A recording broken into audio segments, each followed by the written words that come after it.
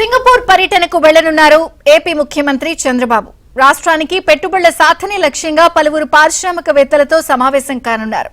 Brand AP ప్రమోషన్తో 6 రోజుల పాటు పర్యటన ఉంటుందని వెల్లడించాయి సీఎంఓ వర్గాలు. ఆంధ్రప్రదేశ్కు పెట్టుబడులను ఆకర్షించడమే లక్ష్యంగా సీఎం చంద్రబాబు సింగపూర్లో పర్యటించనున్నారు. ఈ నెల 26 నుంచి 31వ తేదీ వరకు 6 రోజుల పాటు సింగపూర్లో పర్యటించి దిగ్గజ సంస్థలు, యాజమాన్యాలు, పారిశ్రామికవేత్తలతో భేటీ కానున్నారు. కూటమి ప్రభుత్వం ఏర్పడిన తర్వాత దావోస్ పర్యటనకు వెళ్లిన సీఎం రెండో విదేశీ పర్యటనగా సింగపూర్ వెళ్తున్నారు. బ్రాండ్ ఏపీ ప్రమోషన్తో రాష్ట్రానికి పెట్టుబడులు సాధించేందుకు ఈ పర్యటన వేదిక చేసుకోనున్నారు. ప్రభుత్వం తీసుకొచ్చిన నూతన పారిశ్రామిక పాలసీలు, స్పీడ్ ఆఫ్ డూయింగ్ బిజినెస్ విధానాలను వివరించి పెట్టుబడిదారులను ఆహ్వానించనున్నారు. ఎయిర్పోర్ట్లు, హైవేలు, హార్బర్లు, పోర్ట్ల కనెక్టివిటీ, 1000 కిలోమీటర్లకు పైగా తీర ప్రాంత నిపుణులైన మానవ వనరుల గురించి వివరించనున్నారు.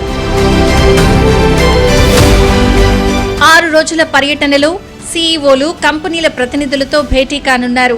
మొదటి రోజు సింగపూర్ సహా సమీప దేశాల్లో నివసిస్తున్న ప్రవాసాంధ్రుల సంఘం నిర్వహించే తెలుగు డయాస్పోరా సమావేశంలో సీఎం పాల్గొనున్నారు. ఏపీలో పెట్టుబడులపై ఆయా దేశాల వారిని ఆహ్వానించనున్నారు.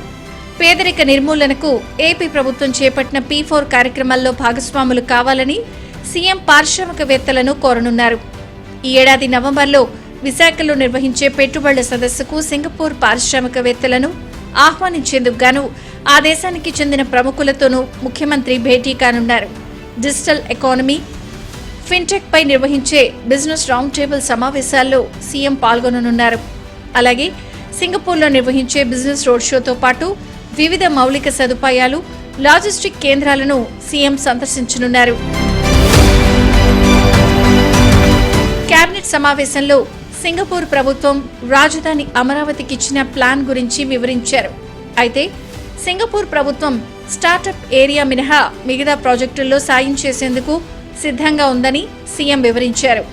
స్టార్టప్ ఏరియా అభివృద్ధికి ఎందుకు ముందుకు రావడం లేదని డిప్యూటీ సీఎం పవన్ కళ్యాణ్ ప్రశ్నించగా, వైసీపీ ప్రభుత్వంలో సింగపూర్ ప్రతినిధులపై కేసులు పెట్టేందుకు ప్రయత్నించారని సీఎం గుర్తు చేశారు. దీంతో వాళ్లు పూర్తిగా డిసప్పాయింట్ అయ్యారని తెలిపారు. సింగపూర్తో గతంలో ఉన్న సంబంధాలన్నింటినీ విడగొట్టారని, అందువల్లే వారితో సంబంధాలు పునరుద్ధరించుకునేందుకు వెళ్తున్నామని సీఎం చంద్రబాబు స్పష్టం చేశారు.